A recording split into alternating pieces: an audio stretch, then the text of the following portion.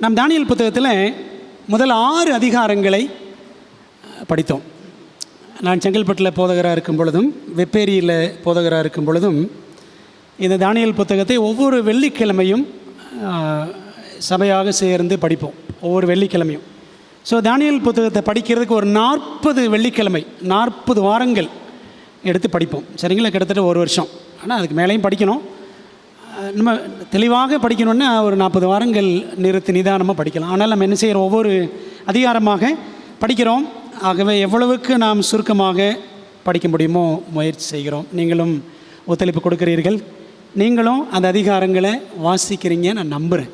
தயவுசெய்து நீங்கள் வாரத்தில் அட்லீஸ்ட் எத்தனை முறை கேட்டிருக்கேன், ஒரு அதிகாரத்தை வாரத்தில் ஒரு 3 முறையாவது அல்லது ஒரு 2 தடையாவது என்ன செய்யணும், நம்ம அந்த ஒவ்வொரு அதிகாரத்தையும் வாசிக்க வேண்டும். தானியேல் 7ஆம் அதிகாரத்தை படிச்சிருப்பீங்கன்னு நம்புகிறேன். தானியேல் புத்தகம் புரிந்து கொள்வோம், unsealing the book of Daniel என்ற தலைப்பின் கீழே இன்றைக்கு சின்ன கொம்பும் சிறு மந்தையும், the little horn and the little flock என்ற தலைப்பின் கீழே தானியேல் 7ஆம் அதிகாரத்தை நாம் இன்றைக்கு படிக்க போகிறோம். தானியேல் 7ஆம் அதிகாரத்தில் நம்முடைய கவனத்திற்குரிய வசனங்கள் 7ஆம் அதிகாரத்தில் 8, 11, 27 வசனங்கள். இந்த வசனங்களை நாம் வாசித்தோம். சரிங்களா? நமது குறித்து விலாவரியாக தொடர்ந்து படிக்கலாம். தானியேல் புத்தகத்தில் 12 அதிகாரங்கள் நமக்கு தெரியும். முதல் 6 அதிகாரங்கள் என்ன பகுதி? சரித்திர பகுதி. தொழுகை மற்றும் கீழ்ப்படிதல், பிரமாணம், 10 பிரமாணம், தொழுகை, கீழ்ப்படிதல் ஆகியவையே இந்த 6 அதிகாரங்களையும் நாம் படித்த மைய கருத்து. கடைசி 6 அதிகாரங்கள் தீர்க்க தரிசன பகுதி. இந்த தீர்க்க தரிசன பகுதியிலையும் திரும்ப அதே தான் வரும். தேவனுடைய பிரமாணம், தொழுகை, கீழ்ப்படிதல். அதுதான் இனி வரக்கூடிய காரியங்களிலும் காலங்களிலும் முக்கியமாக இருக்க போகிறது. முதல் 6 அதிகாரங்களிலே நேபுகாத் நேச்சார் என்ற பாபிலோனிய அரசன் எருசலேமின் ஆலயத்தை தாக்குகிறான், சிலை வணக்கத்தை கட்டாயப்படுத்துகிறான். அதே போல கடைசி 6 அதிகாரங்களில் ஒரு புதிய வல்லமை, ஒரு மர்ம பாபிலோன், மகா பாபிலோன் எழும்பும். கடைசி 6 அதிகாரங்கள் பூமிக்குரிய தேவாலயத்துக்கு எதிரான தாக்குதலை பற்றி அல்ல, மாறாக பரலோக தேவாலயத்துக்கு எதிரான தாக்குதலை பற்றி பேசுகின்றன. உங்களுக்கு புரியுதா? முதல் 6 அதிகாரங்களும் தேவாலயத்தை நேபுகாத்நேச்சார் தாக்குகிறான், எருசலேமின் தேவாலயம். கடைசி 6 அதிகாரங்களில் ஒரு ஆவிக்குரிய பாபிலோன் எழும்பி என்ன செய்யும்?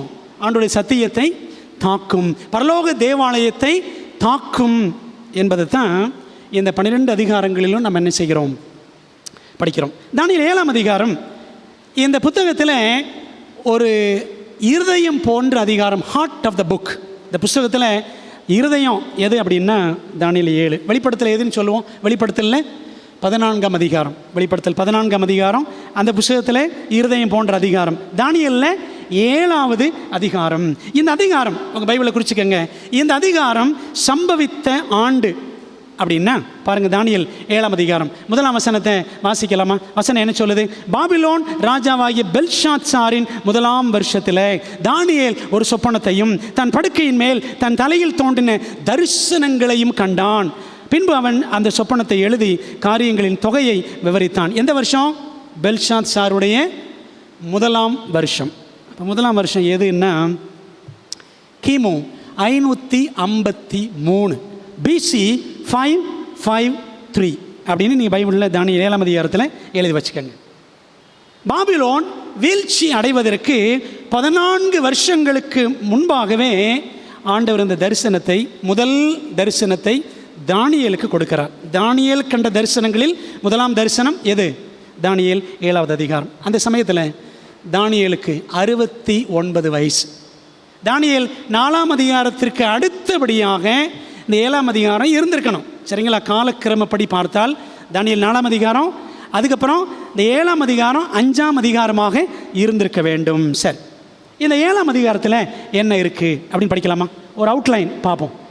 7ஆம் அதிகாரம் முதல் 7 வசனங்கள் 15 to 18 வசனங்கள் உலக ராஜ்யங்களுக்கான நியாய தீர்ப்பு, judgment to the worldly kingdoms. 7ஆம் அதிகாரம் 9, 10 வசனங்கள் தேவ ஜனங்களுக்கான நியாய தீர்ப்பு, judgment to the people of God. 7ஆம் அதிகாரம் 8, 11, 12, 19 26 வரைக்கும் சின்ன கொம்பும் அதற்கான நியாய தீர்ப்பும், the little horn and its judgment. 7ஆம் அதிகாரம் 13, 14 மனுஷகுமாரன் ராஜ்யம் பெறுதல், the son of man receiving the kingdom. 7ஆம் அதிகாரம் 18 மற்றும் 27 வசனங்கள் பரிசுத்தவான்கள் ராஜ்யம் பெறுதல், the saints receiving the kingdom. பிரியமானவர்களே, அப்போ இந்த 7ஆம் அதிகாரத்துக்கு இன்னொரு தலைப்பு வைக்கலாம், தெய்வீக நியாய தீர்ப்பு, டிவைன் ஜட்ஜ்மெண்ட் என்பதுதான் இந்த 7ஆம் அதிகாரத்தினுடைய மிக முக்கியமான கருத்து. பாபிலோன் மாம்சத்தின்படியான இஸ்ரவேலுக்கு எதிராக போர் தொடுத்தது. கடைசி கால பாபிலோன் ஆகிய இந்த ஆவிக்குரிய பாபிலோன் என்ன செய்யும்? ஆவிக்குரிய இஸ்ரவேலருக்கு எதிராக போர் தொடுக்கும் என்பதுதான் தானியேல் 7ஆம் அதிகாரத்தினுடைய முக்கிய கருத்து. அதான் இந்த 7ஆம் அதிகாரத்தில் ஒரு தீர்க்க தரிசனமாக படிக்கிறோம். சரிங்களா? நம்ம இதற்கு என்ன பார்க்குறோம்? ஒவ்வொரு அதிகாரமும் தானியேல் புத்தகத்தில் எதை மையமாக கொண்டிருக்கிறது? மாபெரும் போராட்டம். சரிதானே? 7ஆம் அதிகாரத்தில் அதுதான். 7ஆம் அதிகாரத்தில் சின்ன கொம்புக்கும் சிறுமந்தைக்கும் இடையிலான மாபெரும் போராட்டம் பற்றி சொல்லப்பட்டிருக்கிறது. நிஜ பாபிலோனை தேவன் நியாயம் தீர்த்தார். அதே போல மகா பாபிலோனையும் தேவன் நியாயம் தீர்ப்பார் என்பதே தானியேல் 7ஆம் அதிகாரத்தினுடைய செய்தி. அன்பான தேவ பிள்ளைகளே, தீர்க்க தரிசன பகுதியை நாம் படிக்க பிரவேசிக்க போகிறோம். இது வரைக்கும் சரித்திரம் படித்தோம், முதல் 6 அதிகாரங்கள். இன்னிலிருந்து 7ஆம் அதிகாரத்திலிருந்து நாம் தீர்க்க தரிசன பகுதியை புரிந்து கொள்ள போகிறோம். தேவ ஆவியான ஒரு உதவி செய்யும்படி நம்ம ஜெபம் பண்ணுமா? நல்ல தகப்பனே, உம்முடைய திருவசனத்தை திறந்து காத்திருக்கிறோம். ஆவியானவர்களோடு பேசுங்க கர்த்தாவே. தானியேல் புத்தகம் இந்த காலத்திற்கு ஏற்ற புத்தகம் ஆண்டவரே, அதை எங்களுக்கு ஈவாய் கொடுத்திருக்கிறீர். இதை உணர்ந்து நாங்கள் கருத்தாய் கற்றுக்கொள்ள எங்களுக்கு உதவி செய்யும். எங்களுக்கு ஞான வரங்களை கிருபையாக கட்டளையிடும் ஆண்டவரே. இதை படிக்கிற ஒவ்வொருவரையும், கேட்கிற ஒவ்வொருவரையும் தேவ ஆவியானவர் உடைய வார்த்தையினால் சந்திக்கும்படி, தொடும்படி கெஞ்சுகிறோம். மெல்லிய சத்தத்தால் ஆவியானவர்கள் உள்ளங்களிலே இடைபடுங்கப்பா. ஆவியானவர் சபைகளுக்கு சொல்லுகிறதை காது உள்ளவன் கேட்க கடவன் என்ற வசனத்தின்படி ஆவியானவர்களுக்கு உதவி செய்யும் கேட்பதற்கு. கர்த்தாவே சொல்லும் அடியார்கள் கேட்க ஆவலாய் காத்திருக்கிறோம். இந்த சத்தியங்களை படிப்பது நிமித்தம் நாங்கள் உமக்கு முன்பாக ஆண்டவரை இன்னும் தாழ்மை அடைய வேண்டும். நீர் பெருகவும் நாங்கள் சிறுகவும் வேண்டும். இயேசுவின் நாமத்தில் ஜெபிக்கிறோம் நல்ல பிதாவே, ஆமென். தீர்க்க தரிசனத்தில் அடையாளங்கள், சிம்பல்ஸ் இன் ப்ராஃபஸி. தானியேல் 7ஆம் அதிகாரத்திலிருந்து நாம் அடையாளங்கள் அல்லது குறியீடுகளை பார்க்க ஆரம்பிக்கலாம். சரிங்களா? இப்படிப்பட்ட தரிசனங்களை, தீர்க்க தரிசனங்கள் என்ன சொல்கிறாங்கன்னா, சிம்பாலிக் ப்ராஃபஸி, அடையாள அர்த்தமுள்ள தீர்க்க தரிசனம் சொல்கிறாங்க, அல்லது ப்ரெடிக்டிவ் ப்ராஃபஸி, முன்னறிவிக்கும் தீர்க்க தரிசனம் என்று சொல்லுகிறார்கள். என்னென்ன அடையாளங்கள் சுருக்கமாக பாருங்களேன். ஒரு அட்டவணை. சமுத்திரம் அப்படின்னு பார்க்குறோம். தானியேல் 7ஆம் அதிகாரத்தில் நம்ம இந்த வசனங்கள் படிப்போம். சமுத்திரம் 2ஆம் வசனம், சமுத்திரம் என்பது ஜனங்களை குறிக்கிறது அப்படின்னு வெளிப்படுத்தல் 17:15 சொல்லுது. ஏசாயா 17:12-13 படிக்கிறோம். பொதுவாக அரசியல் கூட்டங்கள் என்ன சொல்லுவாங்க பார்த்துருக்கீங்களா? அலைகடல் என திரண்டு வாரீர் அப்படின்னு சொல்லுவாங்கள்ல. அப்போ அலைகடல்னால் யார் தான்? ஜனங்களை குறிக்கிறது. 2வது காற்று. தானியேல் 7:2 யுத்தம், அழிவு, தேவனுடைய நியாய தீர்ப்புகளை குறிக்கிறது. எரேமியா 4:11, 25, 32, 40, 36 ஆகிய வசனங்கள் எல்லாம் நீ படிச்சு பாரு. மிருகம் தானியேல் 7:3 ராஜாக்கள் ராஜ்யங்களை சுட்டி காட்டுகிறது. மிருகம் என்றால் தானியேல் 7:17-23. அதே போல தலை என்றால் அந்த மிருகம், அந்த மிருகத்துக்கு 7 தலைகள். தலை என்றால் அர்த்தம் ராஜா அல்லது ஒரு ராஜ்யம் உடைதல் என்று அர்த்தம். வெளிப்படுத்தல் 17:9 மற்றும் 10 வசனங்களை படிக்கிறோம். சரிங்களா? வெளிப்படுத்தல் 13:1 அந்த 7 தலைகள் உள்ள மிருகத்தை பற்றி படிக்கிறோம். சரி, கொம்பு, அதில் 10 கொம்புகள் இருந்துச்சு அப்படிலாம் படிக்கணும்ல. கொம்பு என்றால் தானியேல் 7:24 ராஜாக்கள் தேசங்களை குறிக்கும். தானியேல் 8ஆம் அதிகாரம் 21-22 வசனம். இதெல்லாம் ஆதாரம் அங்கே இருக்குது பைபிளில். செட்டைகள் என்றால், விங்ஸ் என்றால் தானியேல் 7ஆம் அதிகாரம் 4-6 வசனங்கள் அந்த செட்டைகளை பற்றி படிக்கிறோம். வேகத்தை குறிக்கும். புலம்பல் 4:19. ஆபகுக் 1ஆம் அதிகாரம் 6-8 வசனங்களை படித்து பாருங்கள். பிரியமானவர்களே, பரலோகத்தின் தேவன் இப்படி சில அடையாளங்களை தீர்க்க தரிசனத்திலே பயன்படுத்தி இருக்கிறார். தீர்க்க தரிசனத்தில் ஏன் பரலோகம் அடையாளங்களை பயன்படுத்துகிறது? இது வரைக்கும் படித்தோம்ல, எல்லாமே டைரெக்டாக தான் படித்தோம் 6 அதிகாரங்களில். ஆனால் 7ஆம் அதிகாரத்திலிருந்து சில அடையாளங்கள். வாய் சிம்பிள்ஸ் இன் ப்ராஃபஸி? 4 காரணங்கள். முதல் காரணம், தீர்க்க தரிசனத்தை பாதுகாக்க, டு ப்ரொடெக்ட் த ப்ராஃபஸி, அந்த கிறிஸ்து வல்லமையை வெளிப்படையாக சொன்னால் அது என்ன நடக்கும், என்ன செய்யும்? வேதாகமத்தையும் தேவ ஜனத்தையும் அதிகமாக பாதிக்கும். ஆண்டவர் மறைச்சு சொல்லியே என்ன பண்ணிருச்சு, இந்த சின்ன கொம்பு ஏகப்பட்ட டேமேஜ் பண்ணிருச்சு சபைக்கு, அப்படி தானே? அப்போ ஆண்டவர் வெளிப்படையாக சொல்லியிருந்தா என்ன ஆயிருக்கும் யோசித்து பாருங்கள். So to protect the prophecy, தீர்க்க தரிசனத்தை பாதுகாக்கிறதுக்காக ஆண்டவர் அடையாளங்களிலே சொல்லியிருக்கிறார். 2வது, சம்பவங்களின் அதிர்ச்சியை குறைக்க, to ease the shock of the events. தீர்க்க தரிசனத்தில் அதிர்ச்சியூட்டும் காரியங்கள் இருக்கின்றன. அதை முதலாக கேட்போரின் மீதான தாக்கத்தை அடையாளங்கள் லகுவாக்கின. பாருங்களேன், ஃபஸ்ட் டைம் அதை கேட்குறாங்க. முதல்ல கேட்குறவங்களுக்கு நீங்கள் 1260 ஆண்டுகள் உபத்திரவம் அப்படின்னு டைரக்டாக சொன்னால் எப்படி இருக்கும்? அதனால ஆண்டவன் சொன்னார் 1260 நாட்கள் அப்படின்னு சொன்னார். இல்லைங்க உங்களுக்கு? அப்போது சம்பவங்களின் அதிர்ச்சியை குறைக்கிறதுக்கு ஆண்டவர் அடையாளங்களை பயன்படுத்துகிறார். 3வது, ஆழமான பாதிப்பை உண்டாக்க, தீர்க்க தரிசன ஆராய்ச்சியை ஊக்குவிக்க, to make a strong impression and encourage the study of prophecy. தீர்க்க தரிசனம் தேவ ஜனங்களுக்கு மிகவும் முக்கியம். அதை கவனமாக படிக்கணும். அதை படிக்கும் பொழுது நமக்கு நம்பிக்கை எங்கே உண்டாகும்? ஆண்டோட வசனத்தில் நம்பிக்கை உண்டாகும், ஆண்டவர் மேல் நம்பிக்கை நமக்கு உண்டாகும்.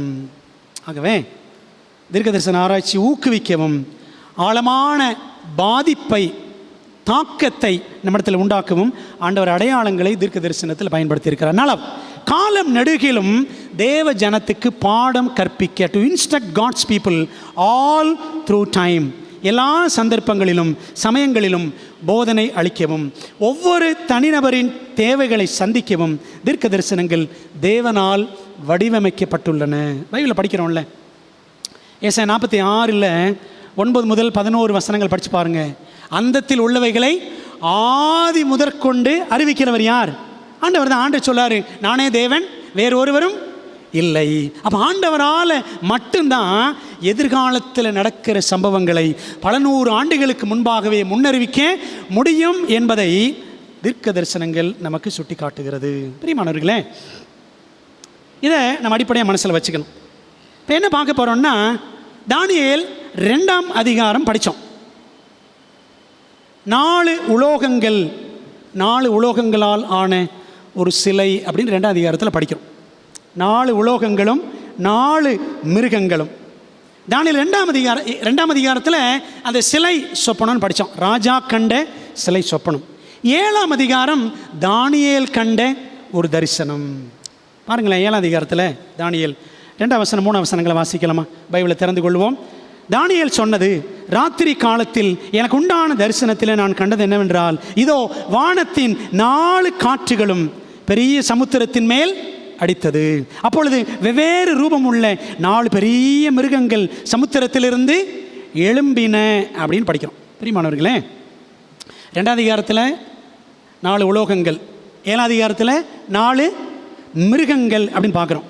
அப்போது 7ஆம் அதிகாரம் 2ஆம் வசனத்தின் பொருள் என்னவென்றால், அதாவது வானத்தின் 4 காற்றுகளும் பெரிய சமுத்திரத்தின் மேல் அடித்தது. அர்த்தம் நம்ம பார்த்தோம். சமுத்திரம் என்றால் ஜனங்கள், காற்று என்றால் யுத்தம். அப்போ 7ஆம் அதிகாரத்தில் 2ஆம் வசனத்தின் அர்த்தம், ஜனங்கள் மத்தியில் யுத்தங்கள் உண்டாயின அப்படின்னு அர்த்தம். 3ஆம் வசனத்துக்கு என்ன அர்த்தம் அப்படின்னா, அந்த யுத்தங்களின் விளைவாக 4 பெரிய ராஜ்யங்கள் தோன்றின என்று பொருள். பிரியமானவர்களே, இந்த 7ஆம் அதிகாரத்தில் அப்படியே நீங்கள் 4ஆம் வசனத்திலேருந்து படித்தீங்கன்னா 8ஆம் வசனம் வரைக்கும் 4 மிருகங்களை பற்றி படிக்கிறோம். 4 பெரிய ராஜ்யங்களின் அணிவகுப்பை பற்றி நாம் பார்க்கிறோம். 4 great kingdoms in sequence. முதல்ல என்ன பார்க்குறாரு தானியேல்? சிங்கம் பார்க்கிறார், அப்புறம் கரடி, அப்புறம் சிவிங்கி, அப்புறம் கெடியும் பயங்கரமான மிருகம் என்று தானியேல் கண்டார். தானியேல் 7ஆம் அதிகாரம். 4ஆம் வசனத்தில் படித்தோன்னா சிங்கத்தை நாம் பார்க்கிறோம். அந்த சிங்கத்துக்கு என்ன இருந்துச்சான்? கழுகின் செட்டைகள் உண்டாயிருந்தது. பாபிலோனில் இருந்த சுவர்களில் பார்த்தீங்கன்னா 2 கழுகின் செட்டைகள் உடைய சிங்கம் போன்ற படங்கள் பாபிலோன் சுவர்களில் எங்கே இருக்குமா, அந்த கோட்டை சுவர்கள் எல்லாம். அது அகழ்வாராய்ச்சியில் கண்டுபிடிச்சிருக்கிறாங்க. சிங்கம் பாருங்களேன், மிருகங்களுக்கு ராஜா சிங்கம், பறவைகளுக்கு ராஜா யார்? கழுகு. அந்த சிங்கத்தையும் கழுகையும் சேர்த்து ஆண்டவர் காட்டுறார் பாபிலோனை பற்றி சொல்லும் பொழுது. முதலாம் மிருகம் சிங்கம், அது பாபிலோனை குறிக்கிறது. நேபுகாத்நேச்சார் தனது 25 வயதுக்கு முன்பாகவே உலகின் பெரும் பகுதிகளை அவன் கைப்பற்றி விட்டான். அவனுக்கு கழுகின் சட்டைகள். என்ன அர்த்தம்னா, அந்த ராஜ்யம் அவ்வளவு வேகமாக தீவிரமாக முன்னேறி சென்றது. ஆனால் அந்த 4ஆம் வசனத்தில் படிச்சீங்கன்னா, நான் பார்த்து கொண்டிருக்கையில் அதன் இறகுகள் பிடுங்கப்பட்டது, அது தரையிலிருந்து எடுக்கப்பட்டு மனுஷனைப் போல 2 காலின் மேல் நிமிர்ந்து நிற்கும்படி செய்யப்பட்டது, மனுஷ இருதயம் அதற்கு கொடுக்கப்பட்டதுன்னு படிக்கிறோம். பாருங்களேன், கழுகின் சட்டைகள் கொண்டு வேகமாக முன்னேறின இந்த ராஜ்யம் திடீர்னு என்ன ஆயிருது? ஒரு ஹால்ட், ஒரு தடை ஏற்படுகிறது. நேபுகாத்நேச்சாருக்கு ஆண்டவர் என்ன உண்டாக்குனார்? 7 ஆண்டுகள் நியாய தீர்ப்பு கொடுத்தார். அவன் மிருகத்தை போல் புல்லை மேய்ந்தான் அப்படின்னு படிக்கிறோம். 7 ஆண்டுகள் அவன் பலவீனம் அடைந்ததையும் அவனுடைய ராஜ்யம் அப்படியே ஸ்தம்பித்து போனதையும் சுட்டி காட்டுகிறது. அவனுடைய இறகுகள் பிடுங்கப்பட்டது, மனுஷ இருதயம் கொடுக்கப்பட்டது, 2 காலின் மேல் நிமிர்ந்து நிற்கும்படி செய்யப்பட்டது. அப்படின்னு என்ன அர்த்தம்னா, அவன் மனமாற்றம் அடைந்து தாழ்மை உள்ளவனாக நேபுகாத்நேச்சார் மாறினான். மனுஷ இருதயம் என்பது பாபிலோன் பெலன் குன்றி போய் கடைசியில் மற்றொரு ராஜ்யத்திடம் வீழ்ச்சி அடைந்ததை சுட்டி காட்டுகிறது. சரிங்களா? இப்போ முதல் மிருகம் என்ன? சிங்கம், பாபிலோன். 2வது மிருகம் கரடி. நம்ம தானியேல் 2ஆம் அதிகாரத்தில் படித்தோன்னா முதல்ல என்னது? முதல்ல தங்கம், அதுக்கப்புறம் வெள்ளி. 2வது ராஜ்யம் என்னது? மேதிய பெர்ஷியா. மேதியா பெர்ஷியா என்ற இந்த 2 அரசுகள் இணைந்து ஆட்சி புரிந்தன. இந்த கரடியை பற்றி படிக்கிறேன் பாருங்கள். தானியேல் 7ஆம் அதிகாரம் 5ஆம் வசனத்தில், கரடி கொப்பாகிய வேற 2ஆம் மிருகத்தை கண்டேன், அது ஒரு பக்கமாய் சாய்ந்து நின்றது அப்படின்னு படிக்கிறோம். என்ன அர்த்தம்னா, மேதியாவை காட்டிலும் பெர்ஷியா சற்று வல்லமை மிகுந்ததாக இருந்தது. அதான் கரடி ஒரு பக்கம் சாஞ்சு இருந்துச்சுன்னு அர்த்தம். அந்த கரடியின் வாய்க்குள்ளே 3 விலா எலும்புகள். என்னன்னா, இந்த மேதி பெர்ஷியா என்ன செஞ்சிச்சு? பாபிலோனை கைப்பற்றியது, அப்படிதானே? பாபிலோன், லிடியா என்ற ஒரு ராஜ்யம், எகிப்து என்ற ராஜ்யம் ஆகிய 3 ராஜ்யங்களை அது கைப்பற்றினது என்பதைத்தான் அந்த 3 விலா எலும்புகள், கரடியின் வாயின் பற்களுக்குள்ளே இருந்த 3 விலா எலும்புகள் சுட்டி காட்டுகிறது. அது மட்டுமல்ல, மேலும் இந்த ராஜ்யம் மேதி பெர்ஷியா என்ன பண்ணிச்சான்? சில அரசுகளை கைப்பற்றியது, சில சிறிய சிறிய நாடுகளை கைப்பற்றியது. அதனால தான் எழும்பி வெகு மாம்சம் தின்னென்று அதற்கு சொல்லப்பட்டது என்று வாசிக்கிறோம். சரிங்களா? இப்போ முதல்ல சிங்கம், 2வது கரடி, முதல்ல பாபிலோன், அதுக்கப்புறம் மேதி பெர்ஷியா. மூன்றாவது மிருகம் தானியேல் எதை பார்க்குறாருன்னா, 6ஆம் வசனம் பாருங்கள். அதன் பின்பு சிவிங்கியை போல் இருக்கிற வேறொரு மிருகத்தை கண்டேன், அதன் முதுகின் மேல் பட்சியின் செட்டைகள் 4 இருந்தது, அந்த மிருகத்துக்கு 4 தலைகளும் உண்டாயிருந்தது, அதற்கு ஆளுகை அளிக்கப்பட்டதுன்னு வாசிக்கிறோம். நமக்கு தெரியும், மேதி பெர்ஷியாவுக்கு அடுத்து வந்த ராஜ்யம் எது? சிலையின் சொப்பனத்தில் பார்த்தால் முதல்ல தங்கம், அடுத்து வெள்ளி, 3வது வெண்கலம். தானியேல் கண்ட சொப்பனத்தில், இந்த தரிசனத்தில் பார்த்தோம் என்றால் 3வது நாம் பார்க்கிற மிருகம் சிவிங்கி அப்படின்னு படிக்கிறோம். மிருகங்கள்லேயே மிக வேகமாக ஓடக்கூடிய மிருகம் சிவிங்கி அல்லது சிறுத்தை, லெப்பர்ட் அல்லது சீட்டா அப்படின்னு சொல்லுவோம்ல. என்ன அர்த்தம்னா, 3வது ராஜ்யம், அதாவது மகா அலெக்சாண்டர் தன்னுடைய வாழ்க்கையில் 8 வருஷத்துக்குள்ளே என்ன செஞ்சானா? உலகத்தை எல்லாம் அவன் கைப்பற்றி விட்டான். அதனால தான் பாருங்கள், அந்த சிவிங்கிக்கு 4 செட்டைகள், பட்சியின் செட்டைகள் படிக்கிறோம். ஆனால் தன்னுடைய 32 வயதுக்குள்ளே உலகத்தெல்லாம் கைப்பற்றினவன் தன்னுடைய சுய கட்டுப்பாட்டை இழந்து மது வெறியினால் குடித்து வெறித்து ஒரு காய்ச்சலால் பாதிக்கப்பட்டு அவன் என்ன செய்கிறான், மாண்டு போனான் அப்படின்னு சரித்திரம் சொல்லுது. அவனுக்கு பிள்ளைகள் கிடையாது, சரித்திரம் அப்படி தான் சொல்லுது. ஆனால் அந்த மிருகத்துக்கு பாருங்களேன், 4 தலைகள் அப்படின்னு படிக்கிறோம். சிவிங்கிக்கு 4 தலைகள். எங்கேயாவது மிருகத்துக்கு தலைகள் இருக்குமா? 4 தலைகள். சிங்கத்துக்கு செட்டைகள் இருக்குமா? இருக்காது. இதெல்லாம் ஆண்டவர் சில அடையாள அர்த்தமாக தீர்க்க தரிசனங்களில் அவர் பேசுகிறார். பிரியமானவர்களே, இந்த மேதிய பெர்ஷியாவை அர்பெலா போரில் கிமு 331 அலெக்சாண்டர் கைப்பற்றினான். ஆனால் அவனுடைய மறைவுக்கு பிற்பாடு அவனுடைய படைத்தளபதிகள் 4 பேர் கிரேக்க தேசத்தை 4ஆக பிரித்து கொண்டார்கள். செலுக்கஸ், தாலமி, கசாண்டர், லிசிமேக்கஸ் என்ற இந்த 4 பேரும் என்ன செஞ்சாங்களாம், அந்த கிரேக்க தேசத்தை 4ஆக பிரித்து கொண்டார்கள் அப்படின்னு படிக்கிறோம்.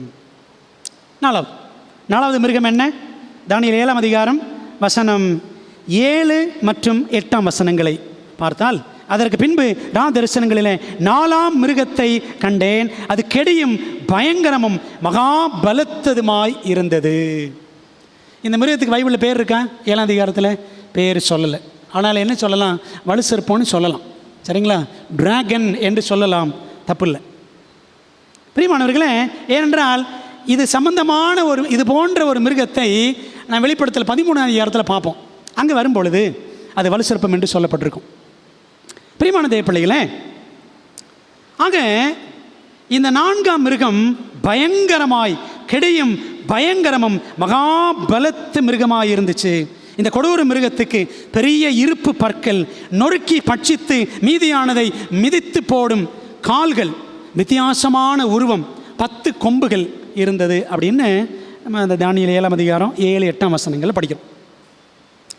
பிரியமானவர்களே, நம்ம 2ஆம் அதிகாரத்தில் படித்தோன்னா முதல்ல தங்கம் பாபிலோன், வெள்ளி மேதிய பெர்ஷியா, வெண்கலம் கிரேக்கம், 4வது என்ன ராஜ்யம்?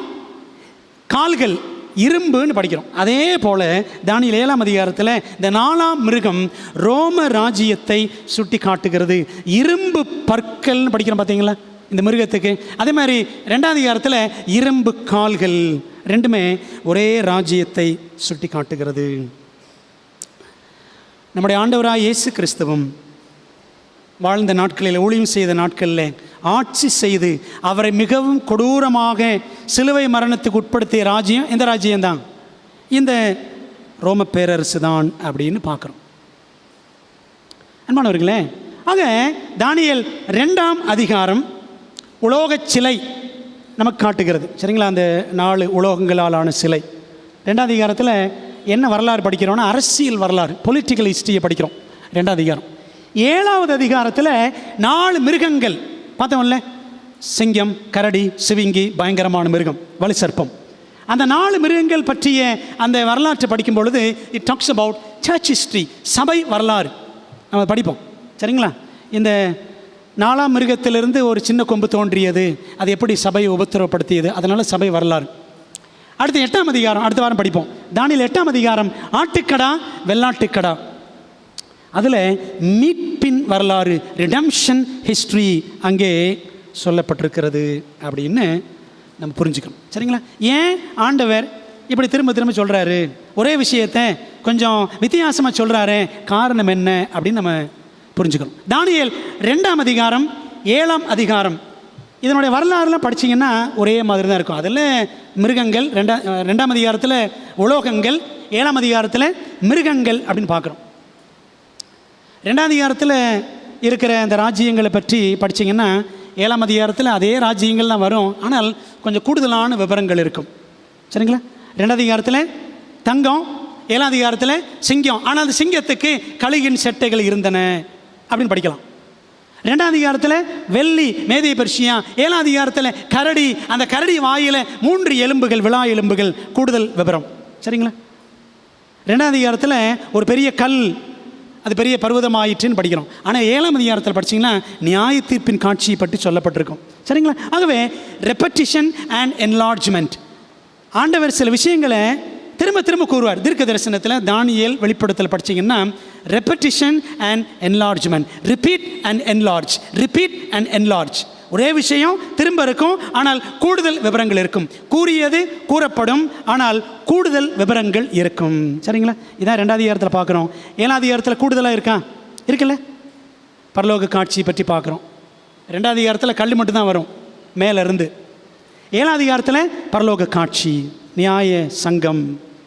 8வது அதிகாரத்துக்கு போனால் இன்னும் கூடுதலான காரியங்கள். Repeat and enlarge, repeat and enlarge, repetition and enlargement.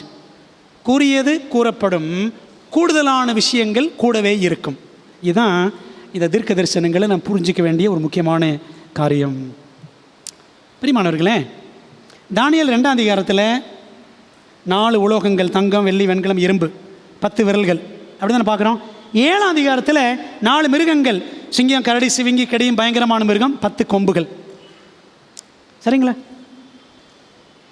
அதில் 2ஆம் அதிகாரத்தில் 10 விரல்கள், 7ஆம் அதிகாரத்தில் 10 கொம்புகள். ஆனால் 2ஆம் அதிகாரத்தில் இல்லாத விஷயம் 7ஆம் அதிகாரத்தில் கூடுதலாக இருக்குது. என்னது? அந்த 10 கொம்புகளுக்கு இடையில் ஒரு சின்ன கொம்பு அப்படின்னு படிக்கிறோம். இதை குறித்த ஆர்வம் தானியேலுக்கு அதிகமாய் இருந்தது. இந்த 4ஆம் மிருகம், இந்த சின்ன கொம்பை பற்றிய ஆர்வம். இந்த சின்ன கொம்பு தேவ ஜனத்துக்கு எதிராக அட்டகாசங்களை செய்தது. அதனுடைய அட்டகாசங்கள் அதை பற்றி நம்ம படிக்கிறோம் தானியேல் 7ஆம் அதிகாரத்தில். தேவ ஜனத்துக்கு எதிரான சின்ன கொம்பின் அட்டகாசங்கள், அதே சமயத்தில் தேவ ஜனத்துக்கு ஆதரவாக பரலோகம் செலுத்துகிற நியாய தீர்ப்பாகிய காரியங்கள் தான் தானியேலுக்கு கூடுதலாக வெளிப்படுத்தப்பட்டது. நீங்கள் நல்லா கவனிச்சிங்கன்னா 7ஆம் அதிகாரத்தில் 3 விஷயங்க. முதல் 8 வசனங்கள் 4 மிருகங்களை பற்றி பேசும், பூலோக காட்சி. அடுத்து தானியேல் 7ஆம் அதிகாரம் 9ஆம் வசனத்திலிருந்து 14ஆம் வசனம் வரைக்கும் பரலோக காட்சி, நியாய தீர்ப்பின் காட்சி. இது 2வது. 3வது 7ஆம் அதிகாரத்தில் 15ஆம் வசனத்திலிருந்து 28ஆம் வசனம் வரைக்கும் தானியேல் கண்ட இந்த 2 தரிசனம். ஒன்று மிருகங்களை பார்க்குறாரு, இன்னொன்று பரலோகத்தை பார்க்குறாரு. இதுக்கான விளக்கம் இதுதான் தானியேல் 7ஆம் அதிகாரத்தின் 3ஆம் பகுதி. சரிங்களா? நம்ம அப்படி புரிஞ்சுக்கிட்டோன்னா ஈஸியாக இருக்கும். ஆகவே இதை மனதில் வைத்துக் கொள்ளுங்கள். இப்போ கேள்வி, யார் அந்த சின்ன கொம்பு? Who is that little horn?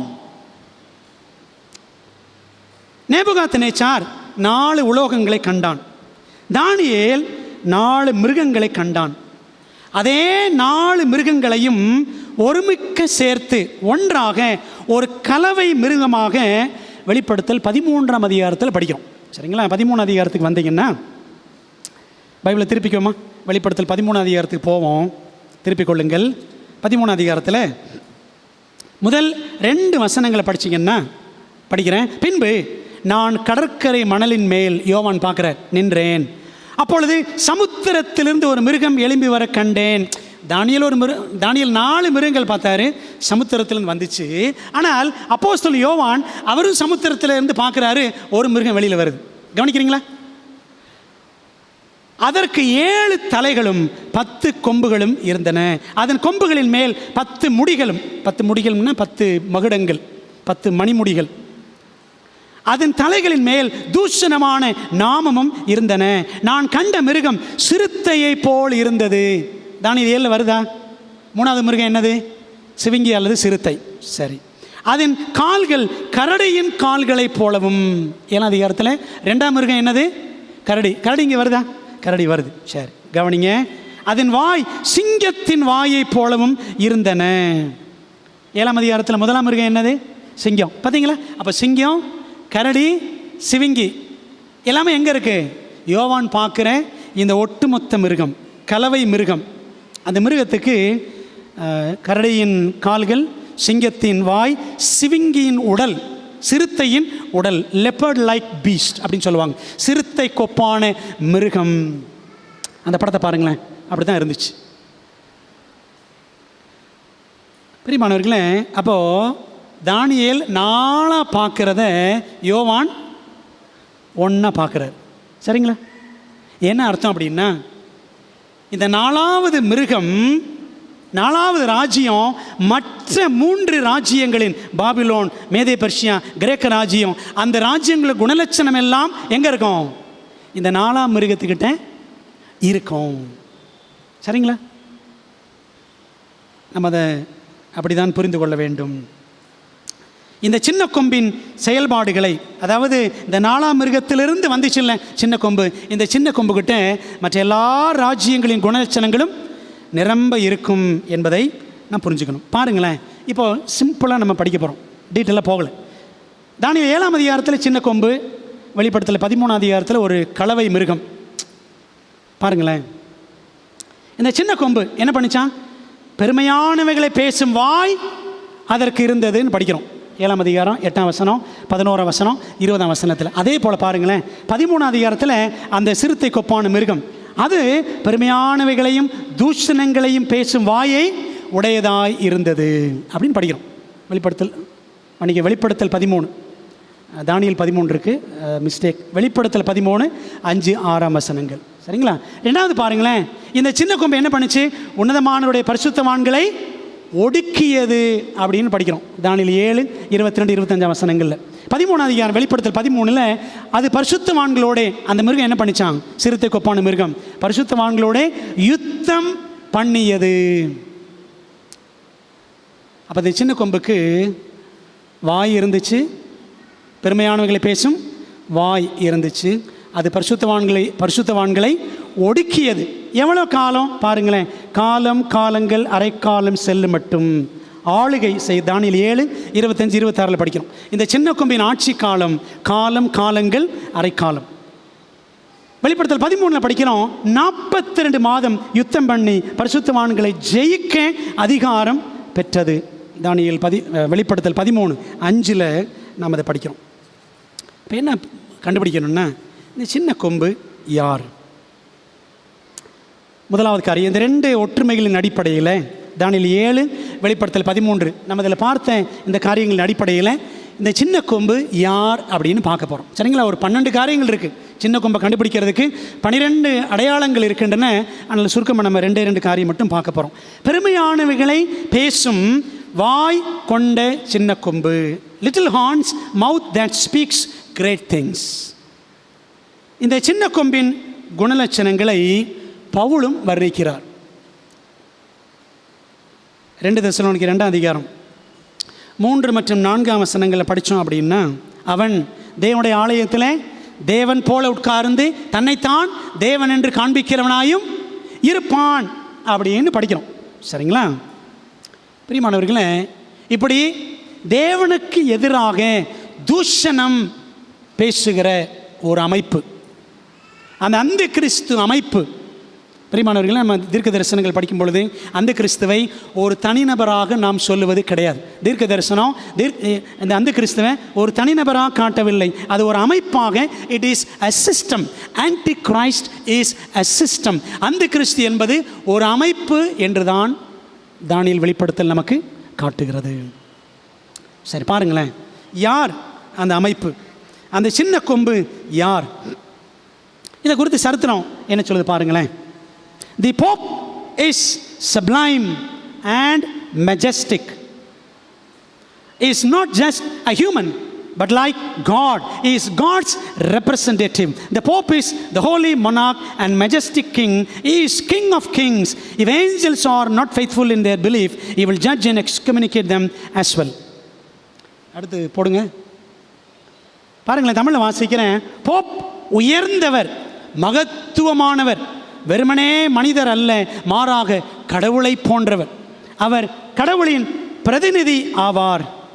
Pope புனிதமான அரசர், மகத்துவமான ராஜா ஆவார். அவர் ராஜாதி ராஜா.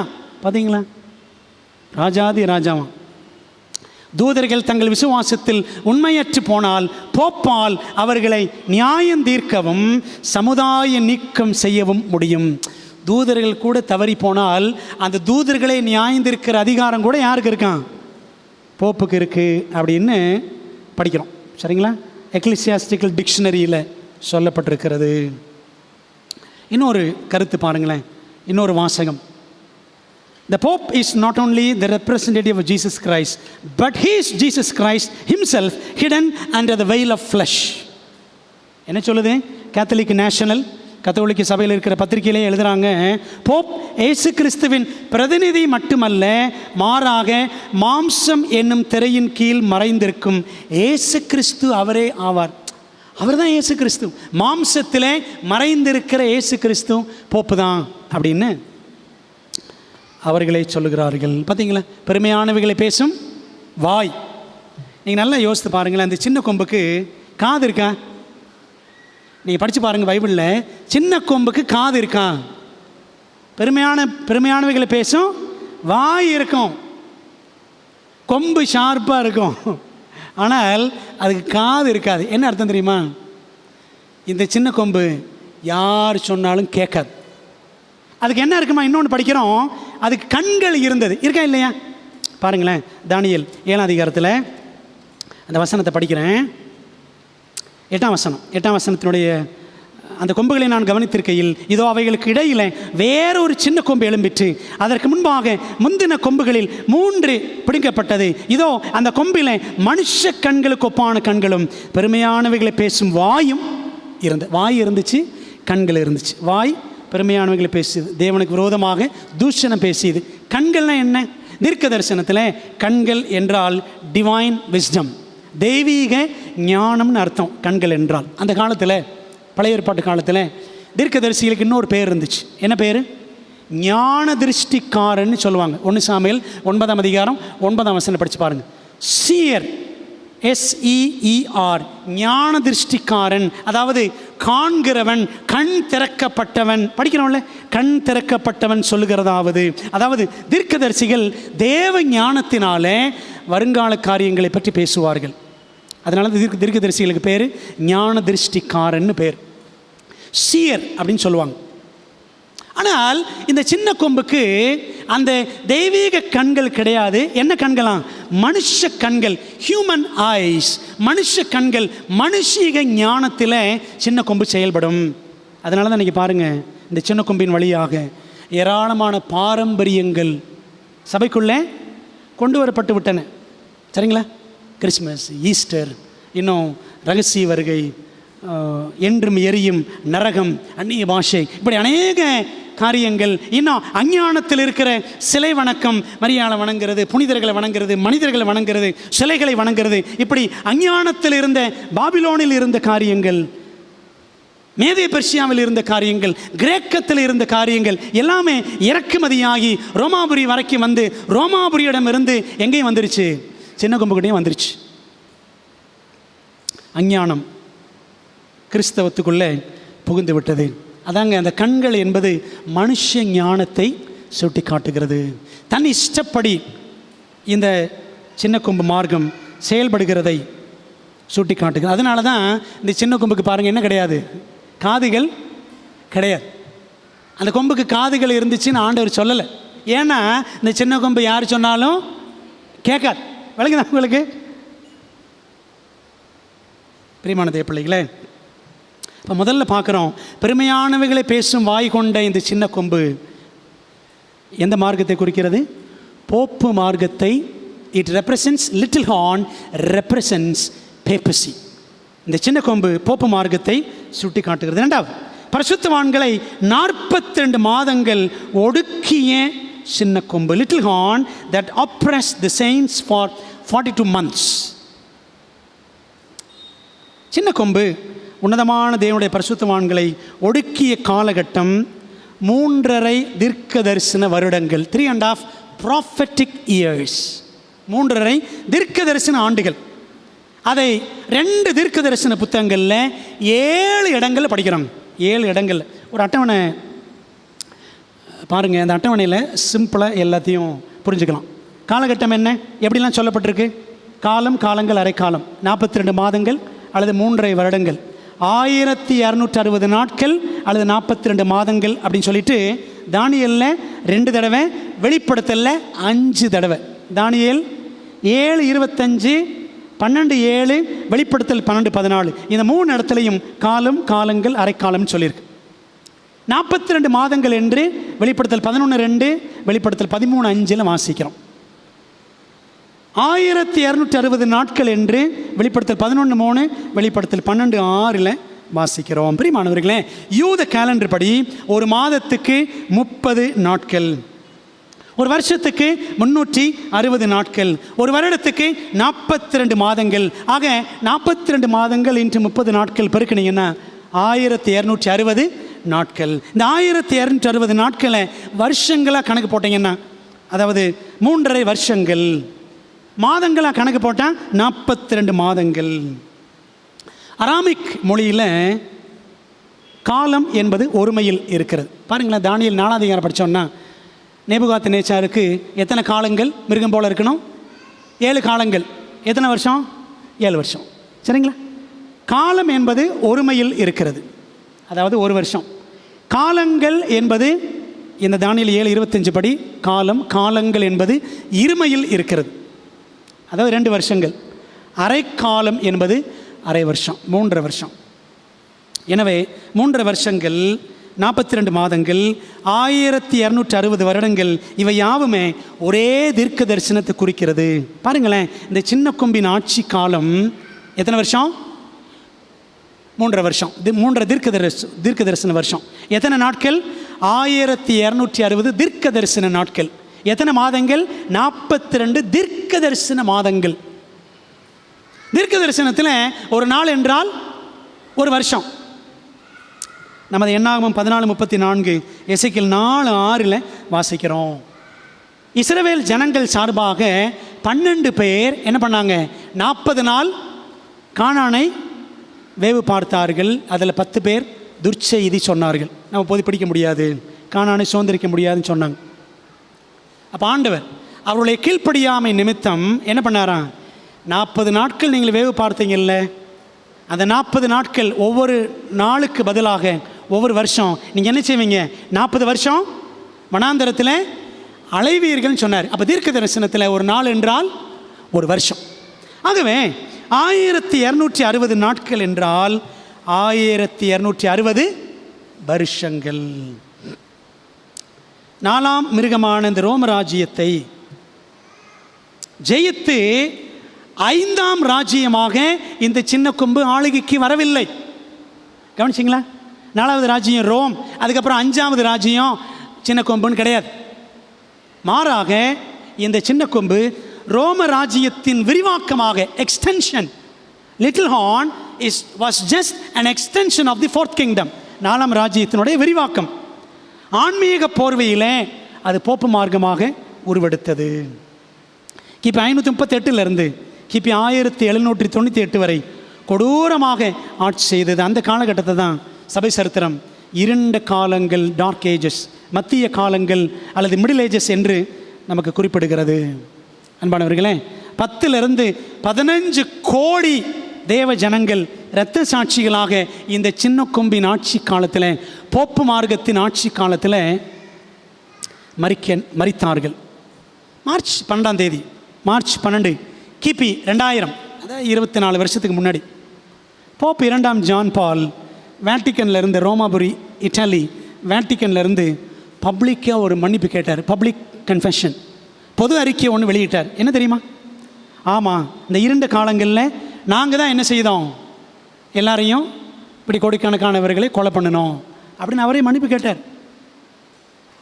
பிரியமானவர்களே, எனவே தானியேல் 7ஆம் அதிகாரம் காட்டும் சின்ன கொம்பும், வெளிப்படுத்தல் 13ஆம் அதிகாரம் காட்டும் அந்த கூட்டுக்கலவை மிருகம், இதுதான் சின்ன கொம்பும் கலவை மிருகமும் எதைத்தான் குறிக்கிறது? போப்பு மார்க்கத்தை, பேப்பசியை சுட்டி காட்டுகிறது. ஆகவே தானியேல் 7, வெளிப்படுத்தல் 13, இந்த 2 தீர்க்க தரிசனமும் ஒன்று தான், ஒத்திசைவான தீர்க்க தரிசனம். இது என்ன சொல்லுவாங்கன்னா பேரலல் ப்ராஃபஸின்னு சொல்லுவாங்க. ஒரே மாதிரி இருக்கும், பேரலல் ப்ராஃபஸி. பிரியமான தேவ பிள்ளைகளே, அப்போ பாருங்கள், இந்த சின்ன கொம்பு என்ன நிலைமை அடையும்? தானியேல் 7:11 வாசிக்கிறோம், இந்த சின்ன கொம்பு அழிவை சந்திக்கும். தானியேல் 7:11 வாசிக்கிறேன். அப்பொழுது நான் பார்த்து கொண்டிருக்கையில் அந்த கொம்பு பெருமையான பேச்சுக்களை பேசினது நிமித்தம் அந்த மிருகம் கொலை செய்யப்பட்டது, அதன் உடல் அழிக்கப்பட்டு எரிகிற அக்கினிக்கு ஒப்பு கொடுக்கப்பட்டது அப்படின்னு வாசிக்கிறோம். அன்பானவர்களே, இயேசு கிறிஸ்துவையும் அவருடைய கட்டளைகளையும் வேதாகமத்தையும் விட்டு ஜனங்களை திசை திருப்புகிற வேலையை காலாகாலமாக செய்து வருகிற ரோம சபை கிபி 1798 சாவுக்கு ஏதுவான காயம் அடைந்ததுன்னு வெளிப்படுத்தல் 13:3 வாசிக்கிறோம். பிரான்ஸ் மன்னன் நெப்போலியனின் படைத்தளபதி அலெக்சாண்டர் பெர்த்தியர் என்ன செய்தான்? போப் 6ஆம் பயஸ் 6ஆம் பத்திநாதரை கைது செய்து அவன் சிறையில் அடைத்தான் 1798. இந்த செய்தி உலகத்தையே உலுக்கின ஒரு ஆச்சரியமான செய்தியாக வலம் வந்தது. ஆனால் பைபிள் சொல்லுது, ஆனாலும் சாவுக்கு ஏதுவான அந்த காயம் சொஸ்தம் அடைந்ததுன்னு வெளிப்படுத்தல் 13:3 வாசிக்கிறோம். அந்த தீர்க்க தரிசன வார்த்தையின்படி 1949ஆம் வருஷத்தில் இத்தாலிய சர்வாதிகாரி முசோலினி என்ன பண்ணாரா? இந்த ரோம சபைக்கு 108 ஏக்கர் கொடுத்தார், நிலம் கொடுத்தார். சரிங்களா? அந்த 108 ஏக்கர் நிலத்தில் ஒரு குட்டி ராஜ்யம், ஒரு குட்டி கொம்பு உருவெடுத்தது. புரியுதா உங்களுக்கு? அதான் என்னது? அதான் சின்ன கொம்பு, அதான் போப்பு மார்க்கம். ஆன்மீக அரசியல் வல்லமையாக உலகம் முழுவதும் இந்த போப்பு மார்க்கம் இன்றைக்கு உலா வருகிறது. பாருங்களேன், மற்ற 4 ராஜ்யங்கள் பாபிலோன், மேதே பெர்ஷியா, கிரேக்கம், ரோம ராஜ்யம் இதெல்லாம் அரசியல் வல்லமைகள். ஆனால் இந்த சின்ன கொம்பு little horn is not just political power, it is a religio political power. ஆன்மீக அரசியல் வல்லமையாக செயல்படுகிறது. பார்க்குறீங்களா? இந்த போப்பு கூட்டம் எல்லா ராஜ்யங்களுக்கும் போகுதா? எல்லா தலைவர்களையும் சந்திக்கிறாங்களா? உண்மை தானே? எல்லாரும் போய் காலையும் விழுகிறாரா? போப் 1ஆம் பிரான்சிஸ் எல்லா காலையும் விழுந்து வந்திருக்கிறார். ஆன்மீக அரசியல் வல்லமை, ரெலிஜியோ பொலிட்டிக்கல் பவர் என்பதை நம்ம மிக தெளிவாக புரிஞ்சுக்கணும். வெளிப்படுத்தல் 13:3 வாசிக்கிறோம், அந்த மிருகத்தை பூமியில் இருக்கிற எல்லாரும் என்ன செய்கிறாங்களாம்? ஆச்சரியத்தோடு பின்பற்றினார்கள் அப்படின்னு பார்க்குறோம். தீர்க்க தரிசனத்தில் இந்த போப்பு மார்க்கம் என்னும் இந்த போலி அமைப்பை பரலோகம் சுட்டி காட்டுவது அதில் உள்ள தனிநபர்களை, அதில் இருக்கிற விசுவாசிகளை வருத்தப்படுத்துவதற்காக அல்ல, மாறாக அதன் வஞ்சக வலையிலே சிக்கொண்டிருக்கிற விசுவாச மக்கள் வெளியே வர வேண்டும். என் ஜனங்களே, அவளை விட்டு வெளியே வா என்று வெளிப்படுத்தல் 18:4 படிக்கிறோம். பார்த்தீங்களா? அப்படி வெளியே வரணுன்ற அலை, அந்த நோக்கத்தினால தான் கிறிஸ்துவானவர் இந்த சத்தியங்களை தீர்க்க தரிசனத்திலே நமக்கு வெளிப்படுத்தி இருக்கிறார். இந்த சின்ன கொம்பானது பைபிளில் படிக்கிறோம், அது என்ன ஆச்சா? அது வளர்ச்சி அடைந்தது, அது முன்னேற்றம் அடைந்தது அப்படின்னு பார்க்குறோம். தானியேல் 7வது அதிகாரத்தில், தானியேல் 7 வசனம் 20 பாருங்களேன். 20ஆம் வசனம் சொல்லுது,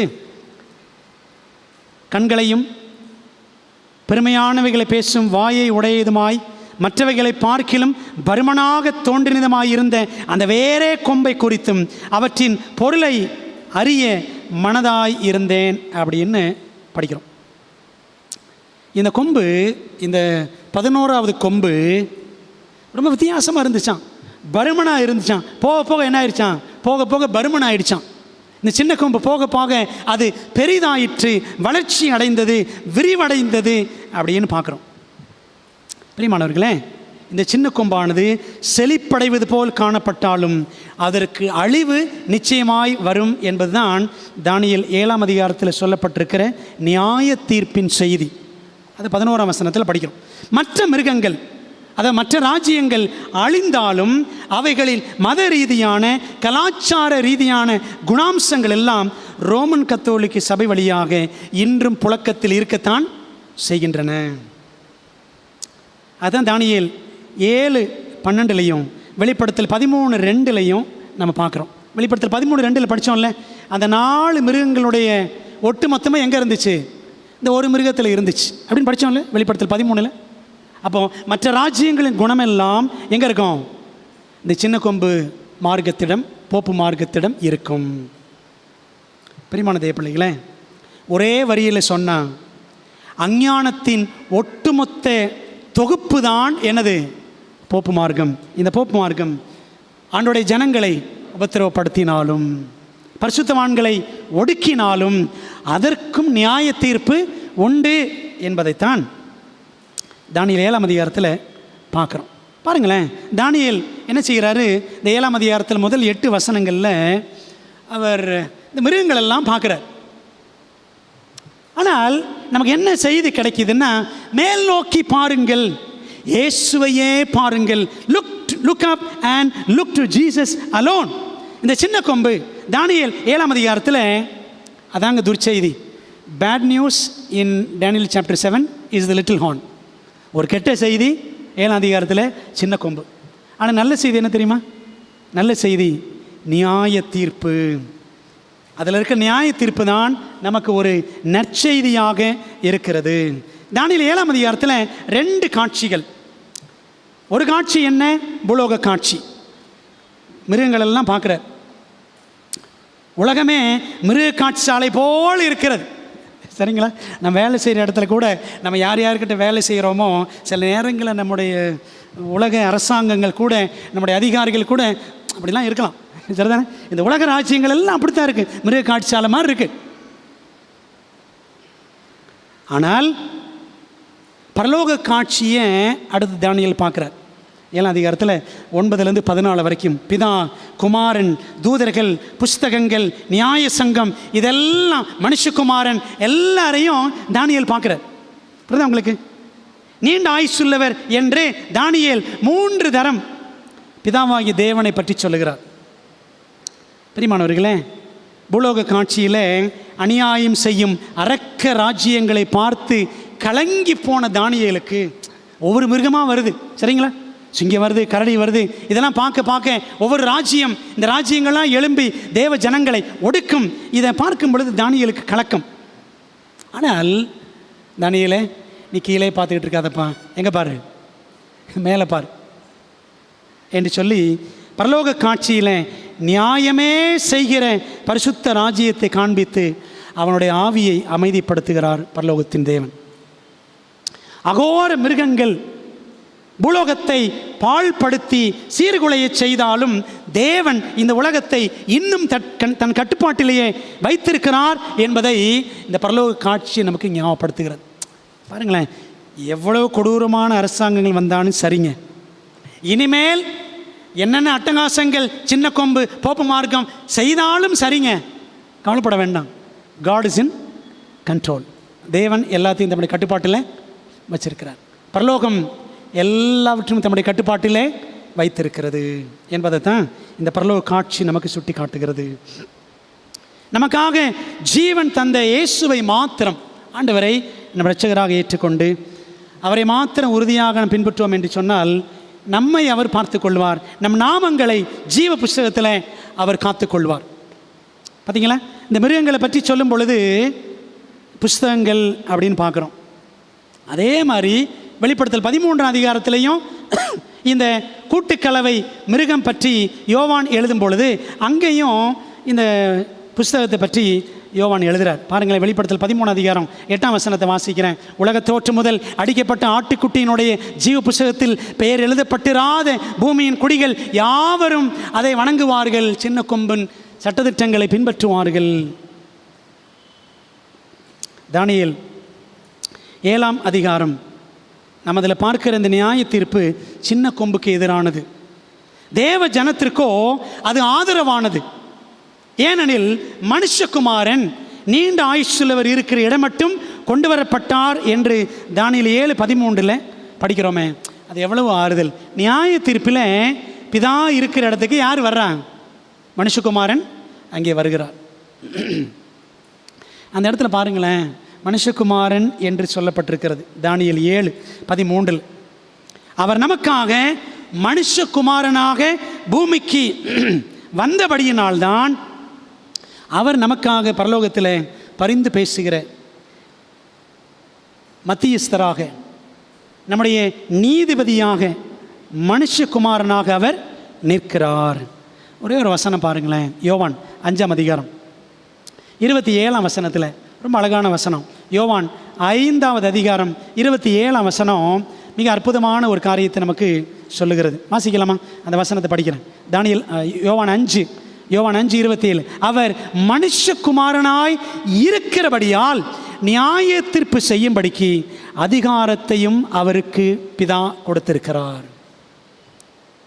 மனுஷகுமாரனா இங்கே வந்தாருங்க பூமிக்கு மரிக்கிறதுக்காக. மனுஷகுமாரனா எங்கே இருக்கிறாராம்? பரலோக நியாய தீர்ப்புலையும் அவர் மனுஷகுமாரனா தான் இருக்கிறார். மனுஷகுமாரனாக நமக்காக மரிப்பதற்கு இந்த பூமிக்கு வந்தவர் மனுஷகுமாரனாக நமக்காக பரிந்து பேசுவதற்கும் அவர் எங்கே இருக்கிறாரு? பரலோகத்தில் இருக்கிறார். இப்போ சொல்லுங்க, எனக்காக உயிரை கொடுத்தவர் எனக்காக அங்கே பேச மாட்டாரா? சரிதானே? சொல்லுங்கள், நியாய தீர்ப்பு என்றால் நம்ம பயப்பட வேண்டிய செய்தியா, சந்தோஷப்பட வேண்டிய செய்தியா? தானியேல் 7ஆம் அதிகாரத்தில் பேட் நியூஸ், கெட்ட செய்தி எது? சின்ன கொம்பு. நல்ல செய்தி எது? பரலோகத்தில் நியாய தீர்ப்பு. மனுஷகுமாரன் நமக்காக அங்கே இருக்கிறார் என்பது தான் நமக்கு இருக்கிற நற்செய்தி. பிரியமானவர்களே, ஆகவே இயேசுவையே முற்றிலும் நாம் சார்ந்திருந்து அவரையே நோக்கி பார்க்க வேண்டும் என்பது எவ்வளோ முக்கியம் என்பது இப்பொழுது உங்களுக்கு புரிகிறதா? அதனால தான் சாத்தான் சின்ன கொம்பை தனது கைப்பாவை ஆன்மீக அரசியல் சக்தியாக வைத்து கொண்டு இயேசுவுக்கும் அவரது ராஜ்யத்துக்கும் எதிராக செயல்பட்டு வருகிறான். பைபிளை படிக்க விடாமல், இயேசுவை பார்க்க விடாமல். நீ இயேசுக்கிட்ட போகிறியா? மரியாள் வழியாகத்தான் போகணும். நீ இயேசுக்கிட்ட போகிறியா? புனிதர்கள் வழியாகத்தான் போகணும். வழங்குது அவங்களுக்கு. நீ ரட்சிப்படையணுமா? நீ ரோமாபுரிக்கு போ, நீ மாதா கோயிலுக்கு போ. புரியுதா உங்களுக்கு? உன்னையே நீ அடிச்சுக்கோ, சாட்டையில் அடிச்சுக்கோ, உபவாசம் இரு, கல்யாணம் பண்ணாத.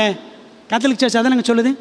கல்யாணம் பண்ணாதேன்னு போதிக்கிற சர்ச்சு 2 சர்ச்சு. எந்த சர்ச்சு சொல்லுங்க? ஒன்று கத்தோலிக்க சபை, இன்னொன்று என்னது? சிபிஎம் சபை.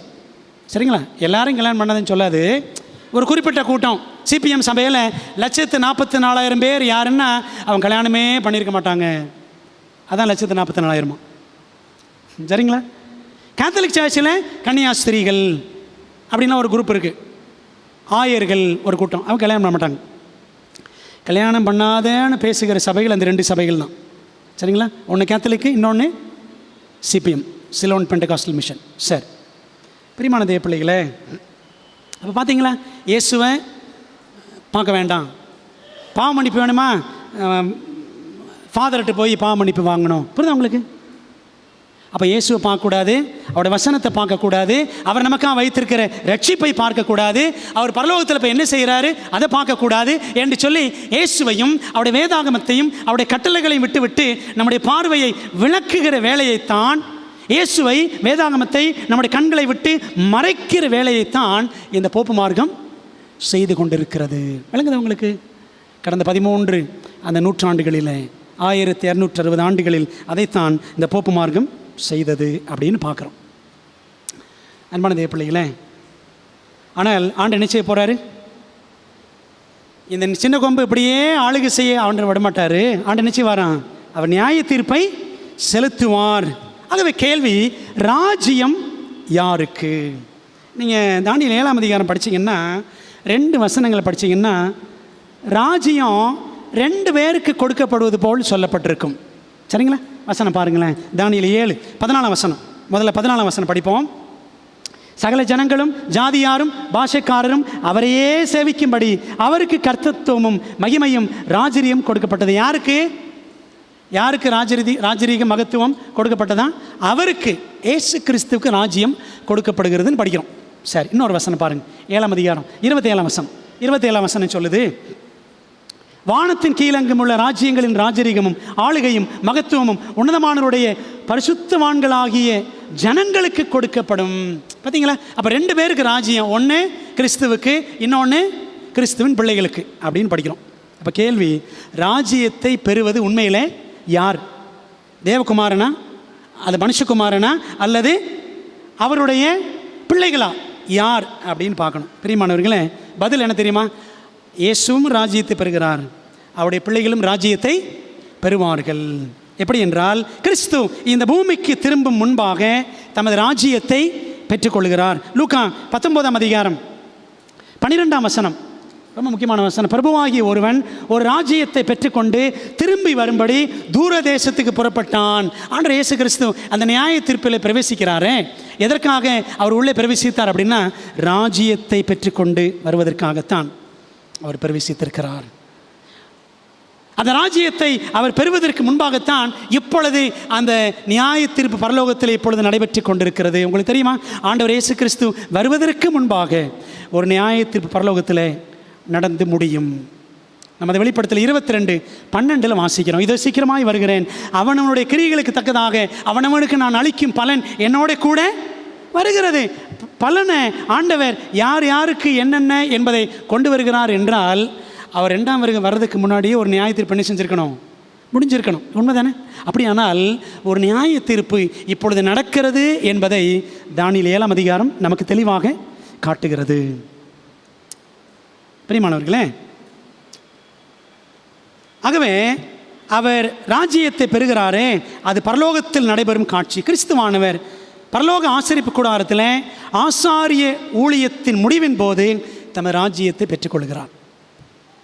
அதுக்கப்புறம் அவர் ராஜ்யத்தை பெற்று வரும்பொழுது ராஜ்யத்தை அடுத்து யார் கொடுப்பான்? நமக்கு கொடுப்பார். பாருங்களேன், வாசிப்போம். எலன் ஒயிட் அதை பற்றி என்ன சொல்கிறாங்க. பரிசுத்தவான்கள் ராஜ்யத்தை பெறுவதை பற்றி தீர்க்கதரிசன ஆவி என்ன சொல்லுது? ஒவ்வொருவருடைய வழக்கும் ஜீவனுக்காக அல்லது மரணத்துக்காக தீர்மானிக்கப்பட்டு விட்டது. இப்போ அதுக்கு தான் நடந்துகிட்டு இருக்கு. இப்போ வாழ்வா சாவா என்று நியாய தீர்ப்பு நடக்குது. கிறிஸ்து தம்முடைய ஜனங்களுக்காக பாவ நிவாரணம் செய்து அவர்களது பாவங்களை அழித்து போட்டு விட்டார். அவரது ராஜ்யத்தின் குடிமக்களின் எண்ணிக்கை பூர்த்தியாகிவிட்டது. பரலோகத்தில் சாத்தான் கலகம் பண்ணி ஒரு இடத்த வெறுமையாக்கிட்டான் பரலோகத்தில். இப்போ அந்த இடத்த என்ன செய்யணும்? பூர்த்தி செய்யணும். சரிங்களா? ஆண்டவர் தம்முடைய பிள்ளைகளை தேடிக்கொண்டிருக்கிறார். பார்த்தீங்களா? அம்மையார் எழுதுறாங்க, அவரது ராஜ்யத்தின் குடிமக்களின் எண்ணிக்கை பூர்த்தியாகிவிட்டது. வானத்தின் கீழெங்கும் உள்ள ராஜ்யங்களின் ராஜரீகமும் ஆளுகையும் மகத்துவமும் ரட்சிப்பை சுதந்திரித்து கொண்டவர்களுக்கு கொடுக்கப்பட இருக்கின்றன. பார்த்தீங்களா? தானியேல் 24 அங்கே பயன்படுத்துகிறாங்க. 27 வசனம் 27.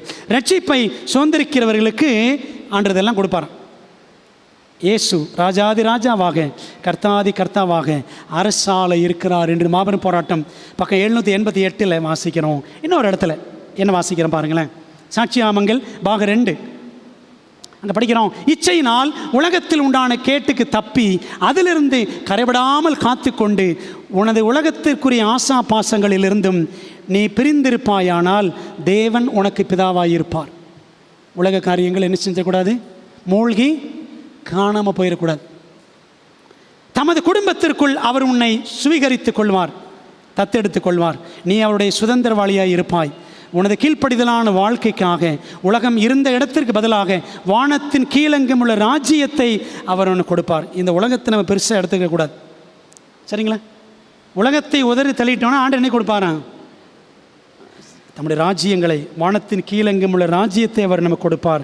நித்திய கனமகிமையும் நித்தியத்தை போல நீடித்திருக்கிறதான ஒரு வாழ்வையும் அவர் உனக்கு அருளுவார் அப்படின்னு வாசிக்கிறோம். பிரியமானவர்களே, ராஜ்யத்தை பெறப்போகும் கிறிஸ்து அதை பெற்ற உடனே தம்மை உண்மையாய் பின்பற்றுகிற ஜனத்தார் யாவரோடும் அதை பகிர்ந்து கொள்வார் அப்படின்னு நம்ம ரோமர் 8:17, 2 தீமோத்தேயு 2:12, வெளிப்படுத்தல் 3:21 வாசிக்கிறோம். வெளிப்படுத்தல் 3:21 ஆண்டு சொல்லார்ல, ஜெயங்களுகிறவன் எவனோ அவனுக்கு நான் என்ன செய்வேன்?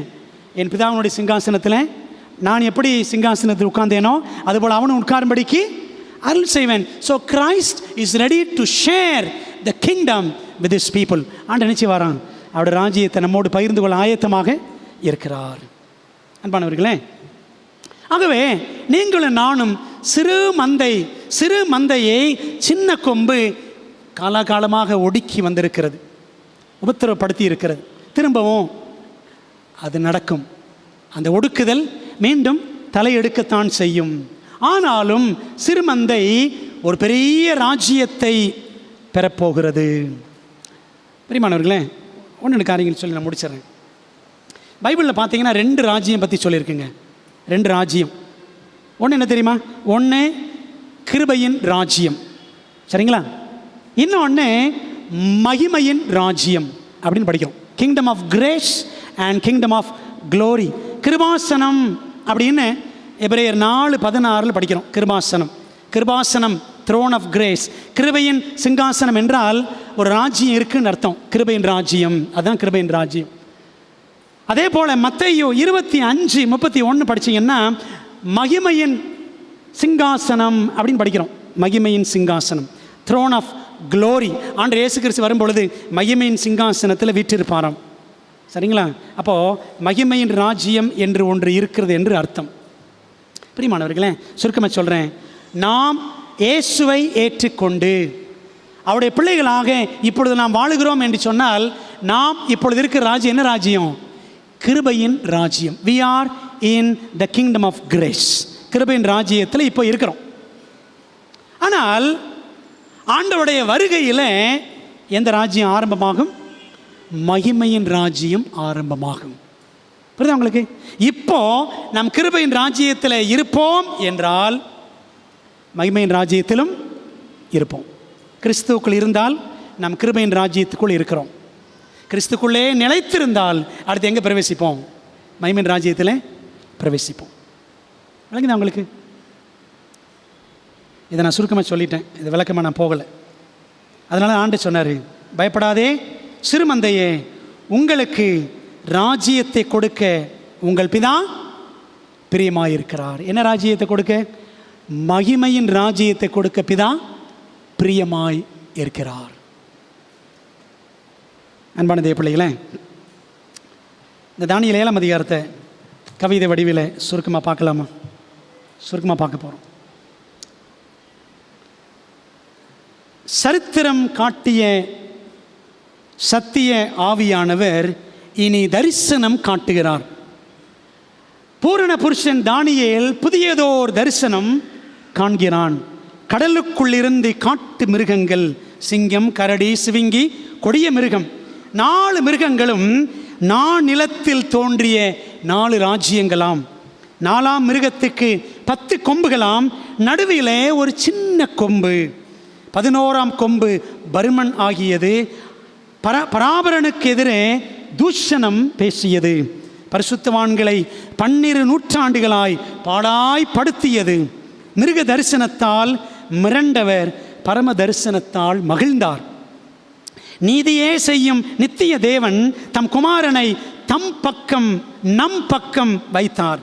பாவத்தை பரிகரித்து மனுக்குலத்தை சுவிகரித்து தம்முடன் சொர்க்கம் சேர்ப்பார்.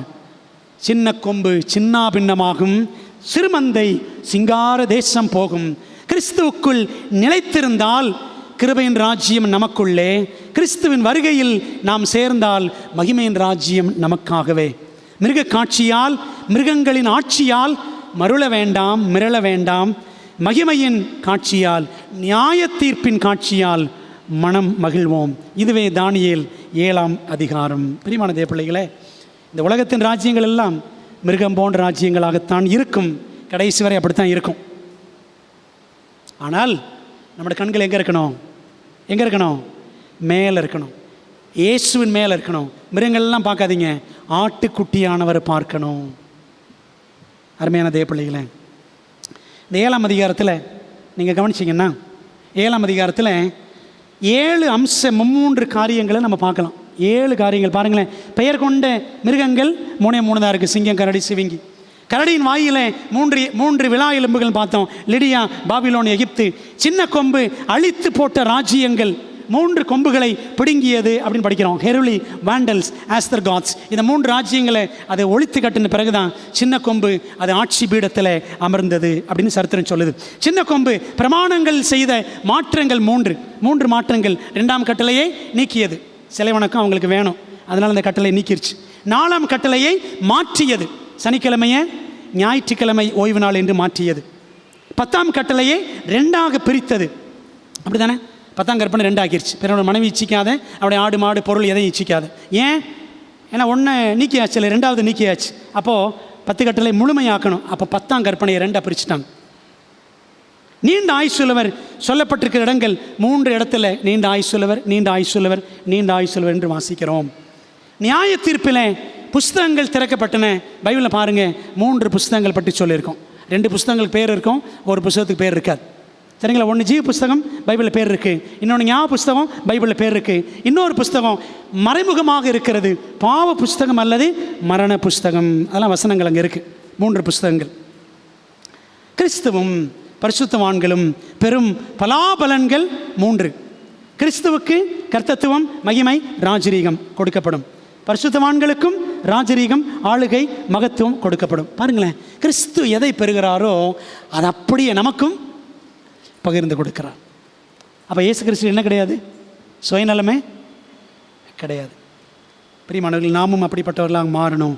முடிவிலே 3ஆம் வானம் பரலோகம் நாம் யாவரும் போய் சேர மூவரான தேவனை, பிதா, குமாரன், பரிசுத்த ஆவியானவரை நாம் பற்றி கொள்ள வேண்டும். நம்ம ஒப்பு கொடுப்போம். ஆண்டவரே, இந்த தானியேல் 7ஆம் அதிகாரத்தில் நாங்கள் உண்மையே நோக்கி பார்க்கணும் என்று கற்றுக்கொண்டோம். எங்களுடைய கண்கள் உம்மீது பதிந்திருக்க எப்பொழுது எங்களுக்கு உதவி செய்யணும். ஒப்பு கொடுப்போம். கர்த்தர் நம்மை ஆசீர்வதிப்பார். ஆமென். எங்கள் பரிசுத்தம் நிறைந்த பரலோகத்தின் நல்ல தகப்பனே, எங்களுக்காக மனுஷகுமாரனாக பரம்பிட்டு இறங்கி வந்த எங்கள் அருமை இரட்சகரே, இன்றும் எங்களுக்காக பரலோகத்தில் மனுஷகுமாரனாகவே நின்று கொண்டிருக்கிற எங்கள் ராஜாதி ராஜாவே, உமக்கு ஸ்தோத்திரம். தகப்பனே, தீர்க்க தரிசன பகுதியில் நாங்கள் நுழையும்படி தானியேல் புத்தகத்தை தொடர்ந்து படிக்க எங்களுக்கு கொடுத்த நல்ல வாய்ப்புக்காக நன்றி செலுத்துகிறோம். கர்த்தாவே, கால கடைசியில் இருக்கிற எங்களுக்கு, சிறு மந்தைக்கு ஆண்டவர் வைத்திருக்கிற சத்தியத்திற்காக நமக்கு நன்றி செலுத்துகிறோம். கர்த்தாவே, இந்த உலகத்தின் ராஜ்யங்கள் மிருகங்களைப் போல் அரக்க ராஜ்யங்களாக ஆளுகை செய்யலாம். ஆனாலும் பரலோகத்தில் தேவாதி தேவன் இருந்து ஆளுகை செய்கிறார், நியாய தீர்ப்பை நிகழ்த்தி கொண்டிருக்கிறார் என்ற செய்தி எங்களுக்கு எத்தனை ஆறுதல். கர்த்தாவே, கிருபையின் ராஜ்யத்தில் இருக்கிற நாங்கள் சீக்கிரத்தில் மகிமையின் ராஜ்யத்திற்குள்ளே பிரவேசிக்க போகிறோம். அந்த மகிமையின் ராஜ்யத்துக்குள்ளே பிரவேசிப்பதற்கு முன்பதாக சிறுமந்தைக்கு கொடுக்கப்பட்டிருக்கிற வேலை, எங்களுக்கு ஆண்டு கொடுத்திருக்கிற வேலை, உம்முடைய கிருபையின் ராஜ்யத்தை இந்த உலகத்தில் இன்னும் விரிவாக்கம் அடைய செய்ய வேண்டும் என்பதே கர்த்தாவே, இதை உணர்ந்தவர்களாக நாங்கள் சிறுமந்தையாக தேவனுக்கென்று சிதறுண்டு கிடந்தாலும் உடைய ஊழியங்களை செய்ய ஆண்டு எங்களுக்கு பலத்தை தாரும். கர்த்தாவே, இந்த சத்தியங்களை புரிந்து கொள்ளவும் மனதிலே பதித்து கொள்ளவும் ஆண்டவரே பிறருக்கு பகிர்ந்து அளிக்கவும் எங்களுக்கு நீர் கிருபைகளை கொடுத்து வழி நடத்தும் ராஜா. இந்த நாளில் வந்திருக்கிற எல்லாரையும் ஆண்டவர் ஆசீர்வதியும். ஆண்டவரை தீர்க்க தரிசனங்களை படிப்பதன் நிமித்தமாக எங்கள் விசுவாசம் தேவனுக்குள்ளாக பலப்படவும், உடைய வசனத்தின் மீது எங்களை வாஞ்சை அதிகமாகவும் ஆண்டவர் எங்களுக்கு உதவி செய்யும். கர்த்தாவை, எங்களை ஆசீர்வதித்து அனுப்புங்க. கர்த்தருடைய கரம் எங்களை எங்கள் குடும்பங்களையும் தாங்கும்படி வேண்டுகிறோம். கர்த்தாவே, உம்முடைய நாமத்தின் மகிமைக்கென்று இந்த திருச்சபை மென்மேலும் வளர்ந்து உம்மை அறிவிப்பதில், உம்முடைய ஊழியத்தை செய்வதில் நாங்கள் தீவிரமாக முன்னேறி செல்ல ஆண்டு எங்களுக்கு பலன் தாரும். இந்த நாளில் வந்திருக்கிற எல்லாருக்கும் சமாதானம், சந்தோஷம், நிறைவான கிருபை அளித்து ஆண்டவர் வழி அனுப்பும்படி இயேசுவின் நாமத்தில் ஜெபிக்கிறோம் நல்ல பிதாவே, ஆமென். பரமண்டலங்களில் இருக்கிற எங்கள் பிதாவே, உம்முடைய நாமம் பரிசுத்தப்படுவதாக, உம்முடைய ராஜ்யம் வருவதாக, உம்முடைய சித்தம் பரலோகத்தில் செய்யப்படுவது போல் பூமியிலும் செய்யப்படுவதாக. எங்களுக்கு வேண்டிய ஆகாரத்தை இன்று எங்களுக்கு தாரும். எங்கள் கடனாளிகளுக்கு நாங்கள் மன்னிக்கிறது போல் எங்கள் கடன்களை எங்களுக்கு மன்னியும். எங்களை சோதனைகள் பிரவேசிக்க பண்ணாமல் தீமின் ரட்சித்துக் கொள்ளும். ராஜ்யம், வல்லமை, மகிமையும் என்றென்றைக்கு முடிவுகளே, ஆமென். என் ஆத்மாவே கர்த்தரை ஸ்தோத்திரி, என் முழு உலமையோட பரிசுத்த நாமத்தை ஸ்தோத்திரி. என் ஆத்மாவே கர்த்தரை ஸ்தோத்திரி, அவர் செய்த சகல உபகாரங்களையும் மறவாதே, ஆமென். நம்முடைய கர்த்தராக இருக்கிற இயேசு கிறிஸ்துவின் கிருபையும் பிதாவின் அன்பும் ஆவியானவரின் ஐக்கியமும் ஆசீர்வாதமும் தேவதூதர்களின் காவலும் வழி நடத்தலும் நம்ம எல்லாரோடும் என்றும் என்றும் சதா காலங்களிலும் தங்கியிருப்பதாக, ஆமென்.